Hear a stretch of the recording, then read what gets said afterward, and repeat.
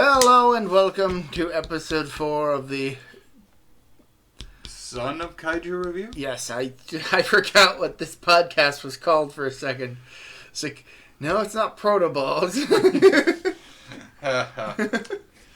And it is April, so we'll be doing a funny video.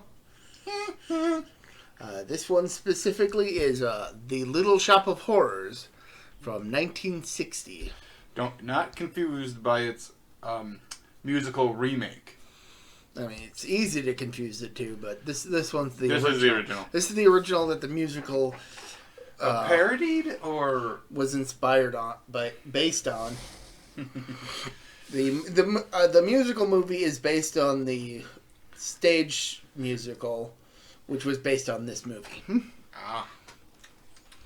So there's going to be a few details that will not line up with the more famous movie, but this one has Jack Nicholson, so nah. For one damn scene. yeah, I that is one thing I want to address. This various releases of this version of the movie make it out to seem like Jack Nicholson stars in this movie. He's just simply in it in one scene. One funny scene. Yes, very, very funny scene. But he is addicted to pain. But we'll get to that later. Yeah, eventually. But we just thought to start that off here now. But we'll get to the movie now. So, we start off in Skid Row with a narrator who is an actual character in the story, and I don't really feel that he's necessary as a narrator. He doesn't need to be in it. He can be the narrator. No. I feel he's fine in the role that he is in the movie proper. I don't think he needs to be the narrator. Oh, that way. Oh. Yeah. Yeah, this movie really didn't need a narrator. Yeah. But especially since the narrator is narrator is barely even in the movie to begin with. Yeah. Outside of being a character in the movie. Yeah. It's not even I'm the narrator of this story because this is my story or anything. No, it's like just this is I'm the narrator because I want to be a narrator. Pretty much, yeah. That's pretty much what it is.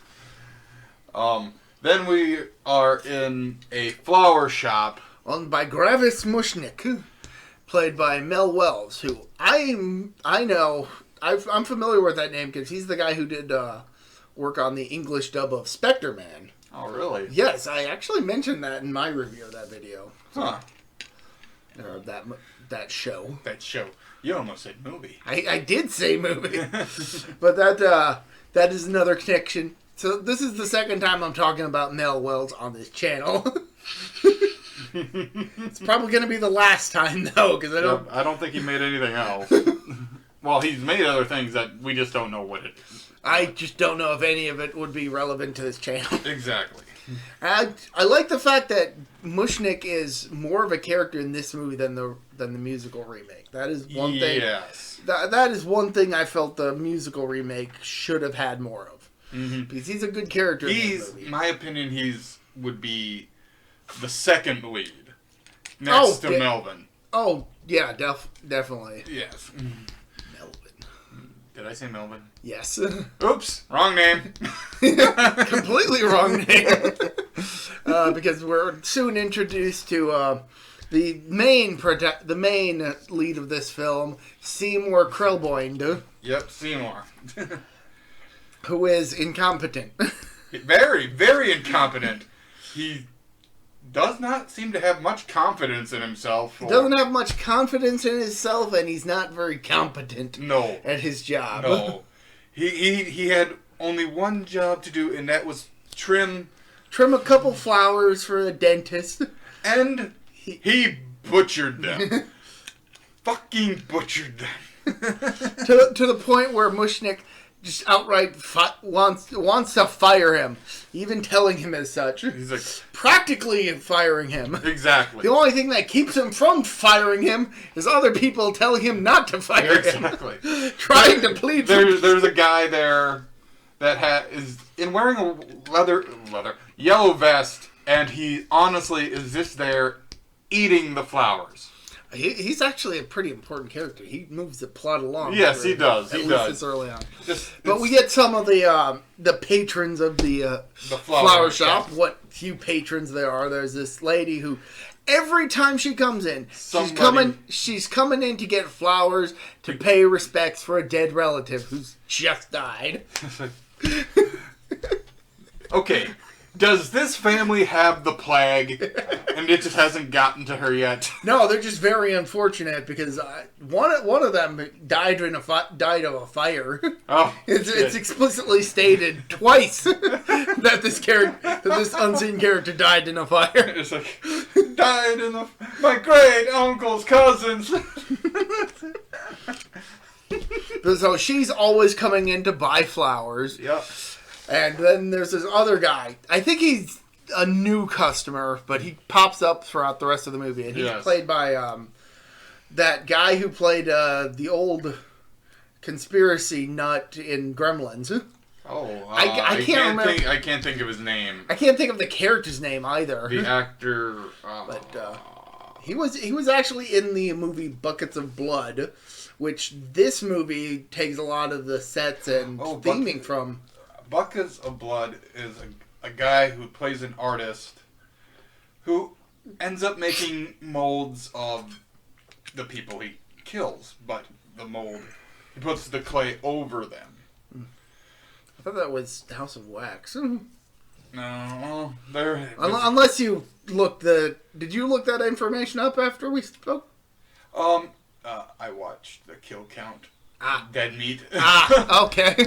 Fellow YouTuber, James, keep doing your job. Good job. So I remember I mentioned it to you yesterday when we were rewatching this movie. Well, he actually just talked about it. I'm like, it was just a coincidence when I turned on YouTube. Okay. But he starred in that, and in this one he plays a guy whose big character trait is that he eats flowers. Yes, he likes to eat flowers. He has salt or pepper shaker on him at the time. He's seasoning the flower and just taking bites. And there's some flowers that are edible. You can eat flour. It's just weird, you know. But that's part of the comedy of this movie. Mm-hmm. Somebody was walking their dog nearby, and I'm pretty sure I know who it is. It was Nikki. Yes. Let's see. What else happens in this movie? So, as Mushnik is trying to fire Seymour.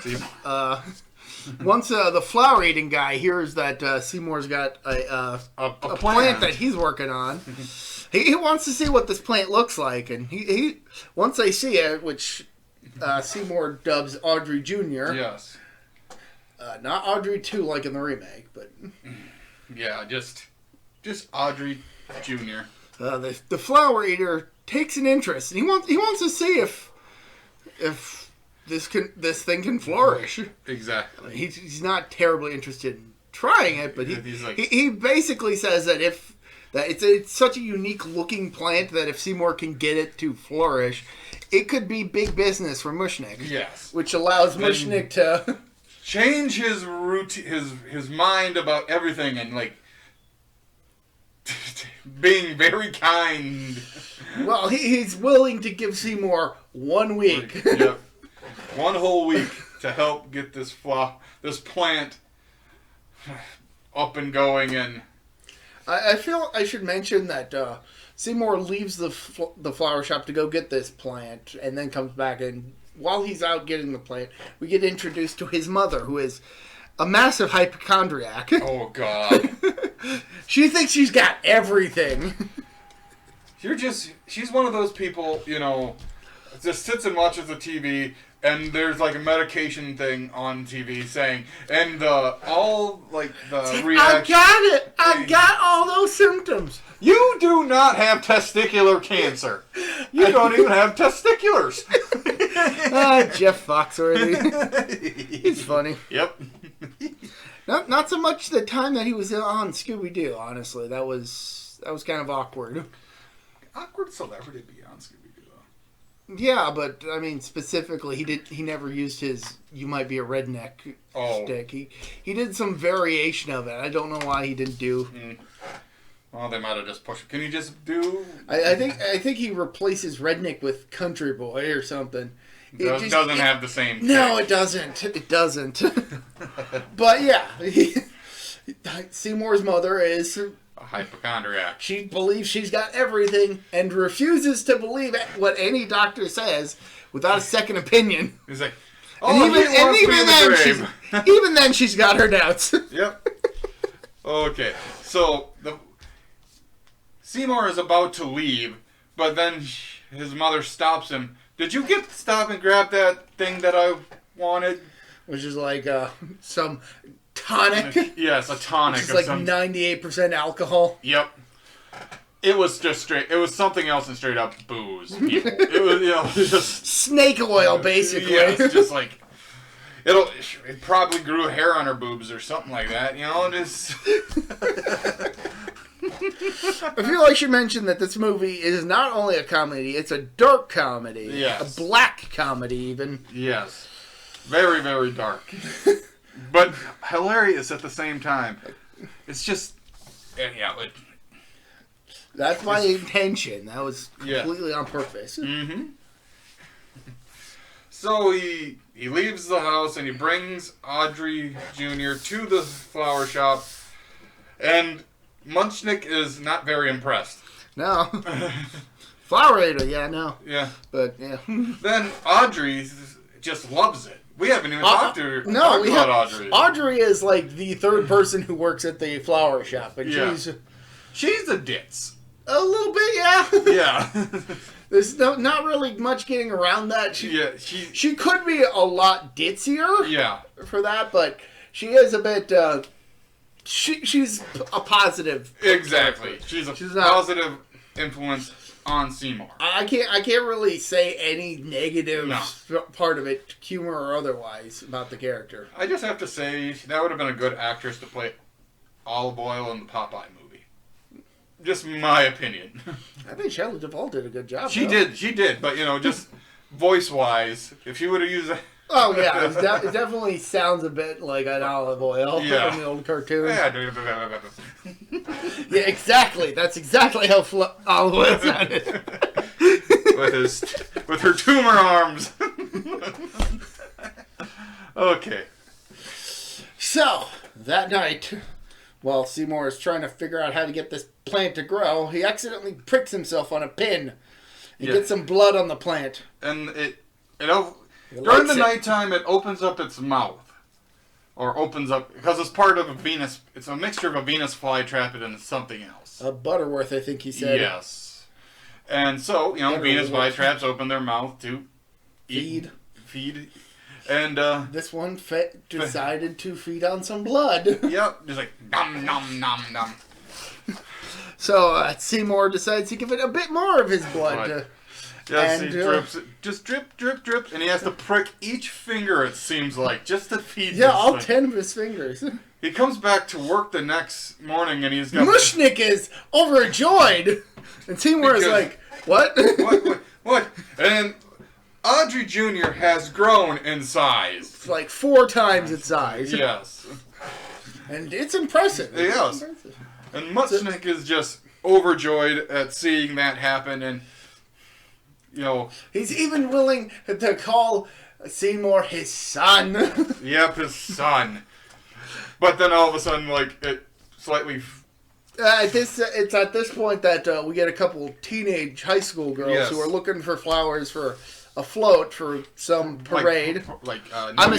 Prom or something like that. Prom, homecoming. I'm assuming homecoming. Yeah, because I've been to prom. I don't think there was ever a float. But some sort of... Yes. And they're willing to get flowers from the place. Yes, because they're cheap, apparently. But Mushnick feels that thanks to Audrey Jr. and the boom in business, which is now 4 whole people inside the shop, plus the workers.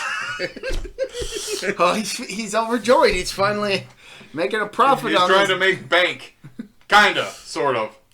So I think at one point in the movie he expresses that he doesn't actually want to run the flower shop. It's just what his family does. Yeah, it's a family business type thing. He thinks it's like a money pit because he's not making any profits up until... because apparently because they live in Skid Row. Yeah. And apparently people don't like flowers in Skid Row. Well, besides that old lady with her family members constantly dying. And she shows back up, and Mushnik is so overjoyed at the boom in business that he just gives, like, flowers for free to her. Like a couple dozen. Yeah. And then they see Audrey Jr. just kind of... Wilted a bit? Milty? Or just, like... Wilted? Like it could use some water. In its case, blood. Then... now Mushnik's mad, but Seymour reminds him, well, you gave me a week. Yep. You'll be out of here. But you gave me a week, Mr. Mushnik.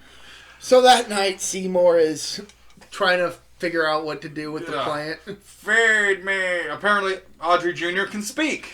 This takes Seymour by surprise because he thinks somebody else is in the shop with him. But nope, it's the plant. Yep. Unfortunately, Seymour has kind of run out of blood. Exactly. I mean, he tries to prick it some more, but nothing comes out. The wounds have healed, pretty much. Well, that and he's already anemic. Yeah. So he has to go out to try and get food because this plant just wants to be fed. Yes. So he goes down to a railroad tracks area. Just throwing rocks at a bottle he's missing, and all of a sudden he finds a big rock and he just chucks at it, and a guy grabs the bottle and gets bumped in the head. And this, it's so unfortunate. Seymour goes to save the guy, but the dude, he's out of it. Yep. Winds up on the tracks as a train comes by. And just runs him over. And, a train pretty much crushed him and pretty much limbs dismembered him. Yep. Pieces all over. Yes, and... I mean, we don't get to see the bloody details of it. It's the implication is good enough. It's the first death of the movie. Yeah. Yeah, and Seymour is trying to get rid of the body parts, but he keeps running into problems. Yes, and if you want to fill that up, I can continue. I can just get another. Okay. So he's trying different places just to, like he's trying different garbage cans just to put this bag of body parts into, but he like a little girl walks out and says, "Daddy, there's somebody out here," and he runs off. He tries to put one in a hearse, but it's already occupied. Yep, there's a casket in that hearse. So he has to take it back to the shop and try and figure out what he's gonna do about it. Feed me. It's like, shut up! I got my own problems. I killed a guy. Yeah. You knocked him out. You knocked him stupid, but he technically killed himself. Circumstantial. Yep. It's like Seymour threw the rock, therefore... It made him, like, dizzy, because he got knocked silly, and then he fell on the tracks and got run over by the train. So, it is Seymour's fault.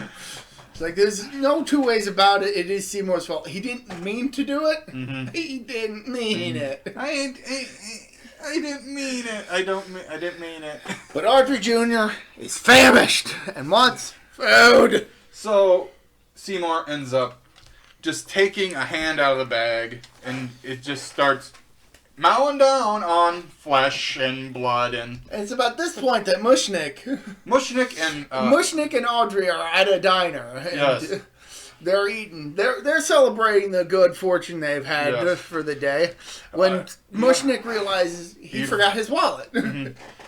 Then the funny scene is that the waitress is, when she finds out that he doesn't got money, is just like, how are you gonna pay for this, huh? How are you gonna pay? It's like, I got the receipts in the cash register, like $60.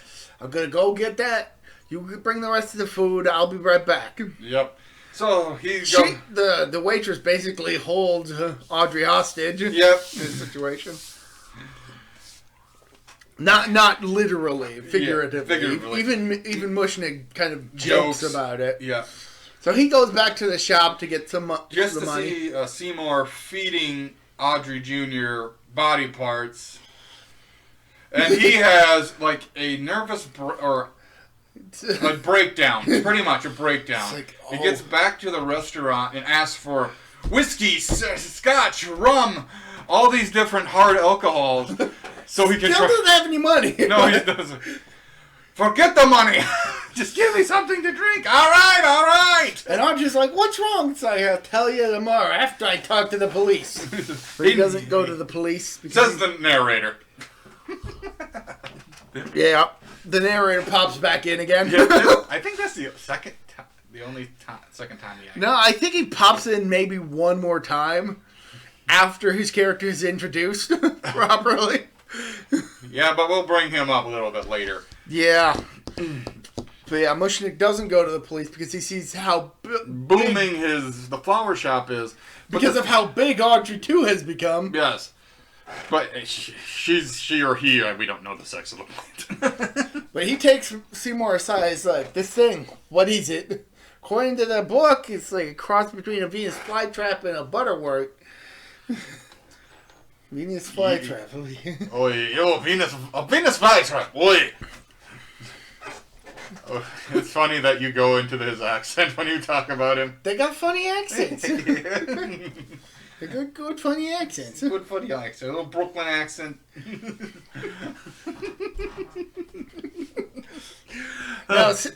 No. Okay. Mushnick is like, okay, well, how many more times does the thing got to feed before it'll be full? It's like, it's probably eaten like once or twice, so it's probably good. Who knows? Maybe it'll never grow again. Unannounced to them. Now, Mushnick does not want this situation to get any worse. He just wants... He just wants the flower to remain as is. Yes. No more... No more feeding. And Seymour, to his credit, tries to... I guess it's not really to his credit. He tries to write it off as being an insectivorous plant. Yeah. Try and claim that he ate bugs. Mushnick knows the truth, but he understands why. Yeah, like Seymour wants to lie about this. It's like, oh, claim ignorance. Yes, claim ignorance. Yes. Oi. No more feeding. He's like, yeah, all right. So that night, Seymour... No, wait. Beforehand, before all this happens, Seymour comes in with a toothache. He comes in with a toothache. Yeah. And then he and Mushnick have the conversation. That we just talked about. And then Mushnick tells Seymour to take the day off and go to the dentist. To go see dentist Farb. Dr. Farb. Who is a fucking psychopath. He's actually the dentist that Seymour botched the flower job for at the beginning of the movie. Mm-hmm. Oh, you're the one that fucked up my petunias, huh? He remembered. Yep.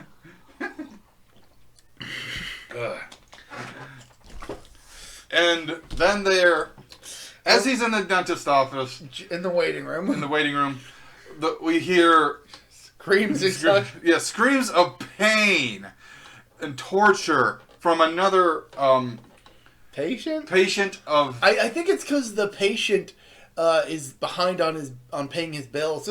Oh, you're late. You're gonna be late again? Pulling.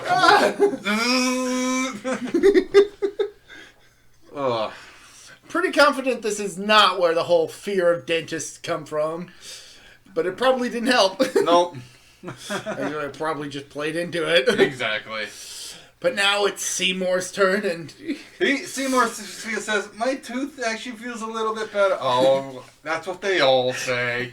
Now Seymour, who he has the dent? Who's the real dentist here? Seymour. So are you practicing dentistry without license? I don't think so. Oh shit. Oh. But the dentist is still upset over the botched flower job. Yes. So he's looking at a couple tooths, maybe wanted to take some for himself. Yep. So he pulls a tooth not the one that's hurting. Actually, no, I'm pretty sure it is the one that's hurting. Ah. Like, I think a lot of this was the dentist just being intentionally antagonistic, but actually doing his job. But then, like, randomly, he gets more violent and tries to... Got like a little knife, and like Seymour doesn't want it. And he just grabs the drill that's a hook to the dentist get drill. like a little sword fight between the two. Then, you know... Seymour stabs him, and... The second death has happened in this movie. And it's at this point that Jack Nicholson comes into the movie. Exactly. So Jack Nicholson gets so much praise for this movie, for all the covers that he's been like... I'm pretty confident it's just because he later became famous from other movies. Yes. And most of the DVD releases just slap his face on it and claim he almost... Face or name on it. You know, just like... Just practically claim that he's a star of the movie, even though he's barely in it. Yeah, he's got one little scene, and... That really annoys me. I'm glad that the DVD case that I got doesn't have his face on the cover. It has his name on it. It does, but it's not just a big picture. Audrey too. Audrey Jr. is on the cover. That is the cover. Yeah, so that's I think his face shows up on like the spine, but that's it. Just like minor. I can live with that. Yeah. So Seymour kills, the dentist. And then this masochist played by Jack Nicholson comes in, and he's heard good things from a friend of his. Yes, it's very okay. He sounds creepier than the dentist. He's an undertaker. He actually heard about the dentist from the lady whose relatives keep dying, because he's the undertaker for at least one of those relatives. So yeah, he's that lady has like connections, man. He's just like. Like, not only does she have a large family, she's got connections. Yep, she's got connections. She knows like everybody. A friend of a friend of a friend that died told me that you were the best dentist. I have a little bit of pain here and there. We don't need no Novocaine today. Well, Seymour kind of has to get him to wait in the waiting room while he gets rid of the dentist, because he's pretending to be the dentist to try and avoid the suspicion of having killed the dentist. Yes. It's just funny. He's cleaning, like... He manages to hide the body somehow. Yeah. Then he gets the masochist to come in and... What, you're not going to pull anything? He starts grinding some teeth at first. What, you're not... Oh! He's like having a fucking orgasm with pain. And then when it's all done, he sings the praises, and he's make sure he's got to tell everybody. And his teeth are all fucked up. So that scene's finally done. Yep. So now we no longer have to talk about Jack Nicholson. That was the last time he shows up at all in this movie. Nothing against Jack Nicholson, but he gets too much hype for this movie because he's in one damn scene. That'd be like saying that Bill Murray starred in the remake because he was in this exact same scene. Yep. But nobody remembers him in that movie. Nope. Because he's not the star. Yep.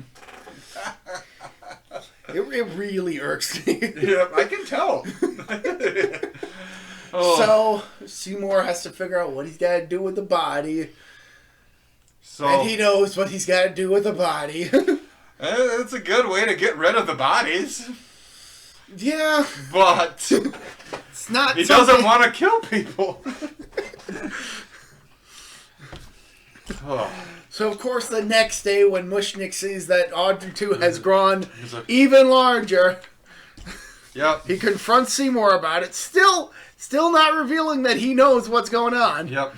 But he's like, you're not going to take care of the plant. I'm going to watch the shop tonight. You go out with Audrey. Yeah, you go out on that date with Audrey. Because he manages to snag a date with Audrey, though they... the funniest thing is, though, in this particular scene that we're talking about now is Seymour and Audrey are just chatting, then Audrey just gives him a kiss. And Seymour says, "You don't need to kiss me, but I'd like to kiss you." Just like, well, no one else does. it's like, well, I like to kiss you. Just like, I want to kiss you. Why? why? Just like, You? No one else does. it's just like, not even Ma.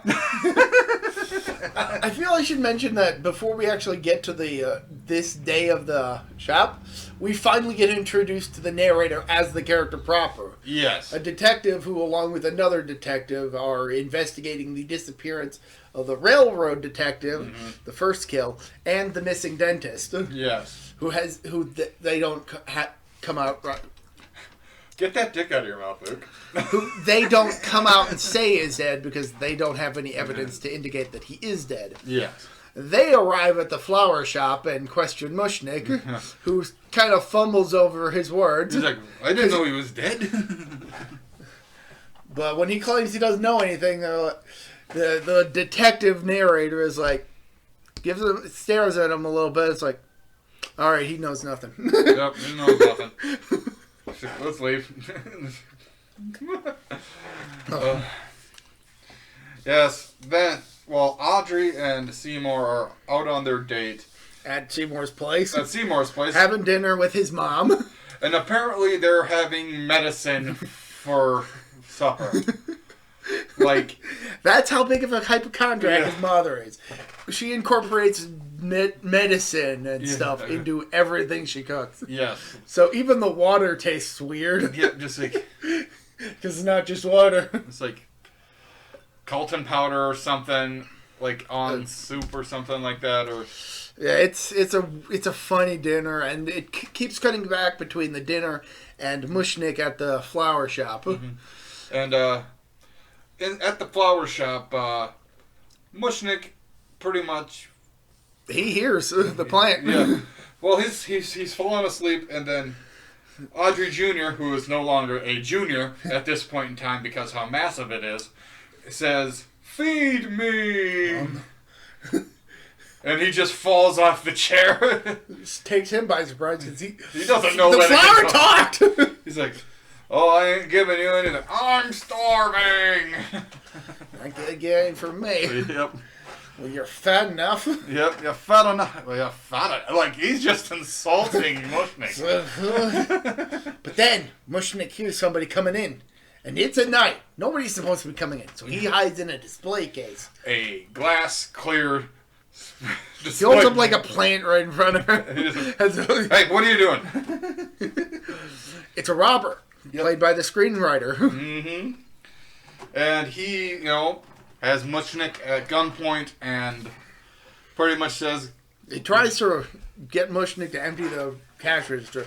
There's not a whole lot of money in the cash register. I've just seen like 1,000 people here before. Yeah, they're looking at Audrey Jr., not buying flowers. But Mushnick, in a bit of a panic, convinces the robber that he's hidden. He claims that he's hidden the money inside of Audrey Jr. Mm-hmm. So he's now complicit in feeding Audrey Jr. Yep. So he asks Mushnick, "How do you open it?" "Just knock." So he knocks on it. I was like, I don't see nothing. It's just really way down in there. Way down in there. Then all of a sudden the crook goes inside and then nom. Oh!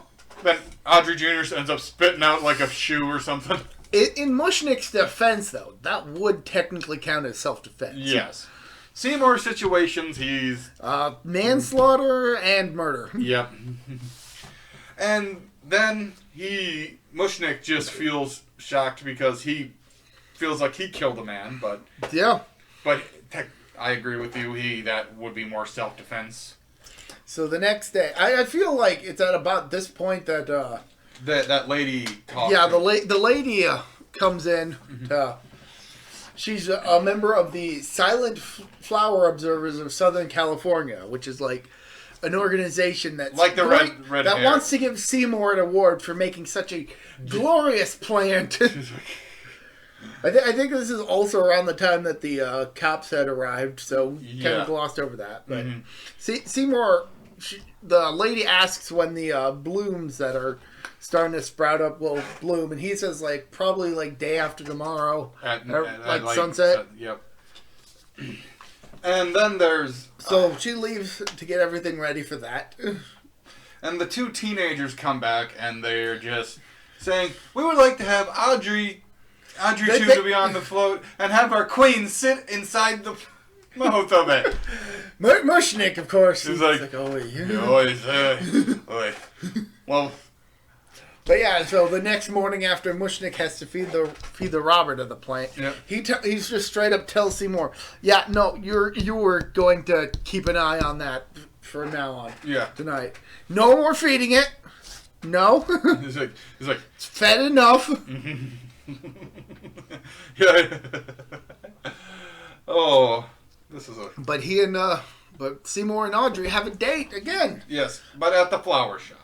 They decide to have a picnic at the flower shop. But the funny thing about this thing is Audrey is feeding Seymour a peanut butter and jelly sandwich. And I guess Seymour has never had a peanut butter and jelly sandwich. And without anything else added. Yeah, just like... So what makes it... Like, what makes it good for you? Really, nothing. It's just food. It's just peanut butter. Yeah. Well, what does that cure? Nothing. It's just peanut butter. Just like, it's really good, though. And they talk about, like, going down to, like, I want to say South America and, like, growing plants down there. Yeah. And they start to get really close, and then like they're about to kiss, and Audrey too. Feed me. Well, if you're this hungry, just go into... Audrey Sr. is upset, starts to get increasingly upset with Seymour, thinking that it's him saying that. Yeah. And Seymour, to his credit, tries to claim that it's ventriloquism, yeah. so he's technically taking the blame for it. Yeah. But it is increasingly upsetting Audrey. Yes, and then Audrey just bolts out the store and... it's pretty much... So then Seymour and Audrey Jr. get into an argument. Mm-hmm. And this results in Audrey Jr. hypnotizing Seymour into going out and finding more food. Okay, so pretty much this lady of the evening. Oh, yeah, hell yeah. That's exactly what she is. She is this lady of the evening. She's an unabashed lady of the evening. Yeah. She is trying to get his pants. Yeah, she wants some dick. For money, of course. Yep, of course. She's gonna... I don't have no money. But he keeps walking past her while she's trying to lure him in. It's just funny. Master needs food. I gotta find Master food. Can't... Then she finally manages to get him to stop long enough to have a conversation. Yes. You want to participate? Oh, nobody really ever wanted to participate before. No, I never had no volunteers before. Yeah. Let me. Then Seymour just starts touching the lady, and too lean. You're too lean. You're too bony. Master wants more fat. Beef is better than veal. That's what he says. I know. But the thing is, like, she's kind of slightly insulted. She obviously doesn't think that he means something else. Exactly. When he's talking about feeding a person to a plant. Yep. Then all of a sudden, all right, we'll flip for it. He spits on a rock. Well, they're flipping to figure out where they're going to do it. Her place or his. Yep. So they don't got coin. So Seymour picks up a rock, spits on it. Wet side will be one, dry side will be the other. Tosses it up, bonks her in the head. Yep, and then third kill. Yep. Grabs her, throws her over her shoulder, and then feeds. Takes him back to the shop to feed Audrey. Mm-hmm. Then the next day is the day where the plants got to bloom. Yeah, and everybody has gathered in, and mm-hmm. And then everybody's there for the big unveiling of the opening blossoms. Yep. And they start to open, and there are people's faces in them. Yes. specifically the faces of all the missing people. By this point, the cops have come back to the flower shop, still looking for the now four missing people. Yes. And, well, they certainly find their faces. Yep. And as the flower lady, not the old flower lady, but the one lady who wants to give Seymour getting I'm getting mixed up with Toxic Avenger here. They are similar character types.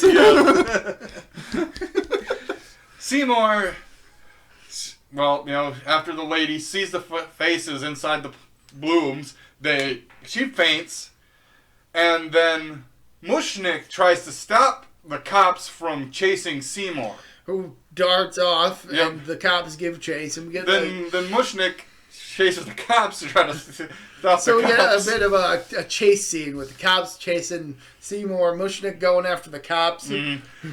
The funny thing is, this would have been better if they had some Betty Hill music playing around it. Of course, by the time Seymour manages to lose the cops, it's got nightfall, so he goes back to the shop. He has finally had it with this plant. Yep. He's gonna take this plant out personally. Grabs a knife, climbs in, and we cut to a little later. The cops and Mushnik arrive back at the shop along with Audrey, Seymour's mother, and they all look and see that a new flower has blossomed. It opens up. It's Seymour's face. I didn't mean it. The end. Yep. Okay, this movie is a classic. It should be a classic. Yes. It's often overlooked, I think. Exactly. My opinion, it is a classic. But it is overlooked by a bunch of other dark comedies that are out there. But this is quite good for its time, and the puppet for the Audrey Jr. was great. For the time. Yes. This is still a B movie, but yes. It doesn't need to rely on too much, and basically all of the Audrey 2 puppets looked great. Yes. Very fuzzy inside the mouth, but that's something you get used to as just being a trait of the plant. So yes. It's like in the musical remake, Audrey Jr. It's 2 in that one. 2 ends up. It looks like it's salivating in that one because the effects are slightly better. Well, they had guys like Frank Oz working on it, so there you go. The guy literally helped make the Muppets. Yeah. But that's a topic for when we cover that. This movie often gets overlooked in favor of the remake, which admittedly is the more memorable of the 2 movies. And we can't help it that it has catchy songs. It does. It does. But, just ignore that. If you even heard it at all. Yep. Don't worry about it. Oh, yeah. But this movie, I think, it's great. And one of the better plant-based kaiju movies out there. I mean, you don't get much, any city destruction, but just how big that plant gets and how voracious its appetite is. Oh, it's definitely monstrous. Exactly. Like in the musical, the alternate ending is where a bunch of Audrey we'll cover that when we cover the remake, which I feel we should.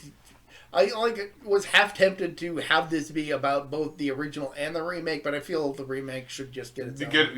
We'll have it have its own, and we're probably not going to sing through it. No, definitely not. I'm definitely a better singer than Lucas is, but I don't want to sing. That's debatable, but that's only because we've never actually held a competition to figure it out. Fair point. So you don't discredit my singing skills just yet.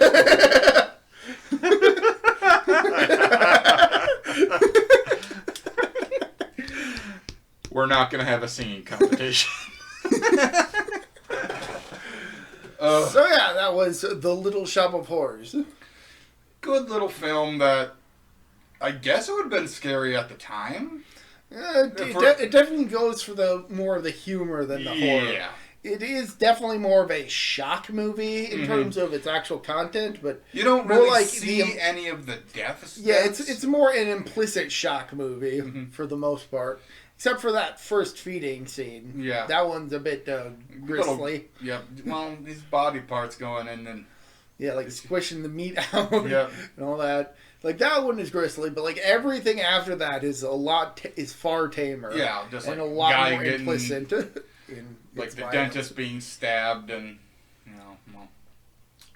Yeah, but no, this is a solid movie. Oh yeah, I mean, probably would be debatable as to whether it actually counts as a kaiju movie since there's no city destruction. But damn it, that was a giant plant that was sentient. I'm gonna give it a kaiju. Yep, me too. Their classification.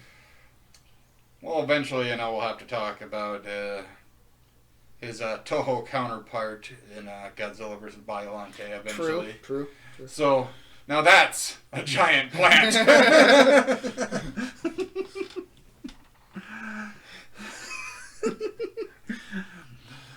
All right, should we bring this podcast to an end? I think that's a good ending point. So, yep. this has been Son of Kaiju Reveal. See ya. Bye.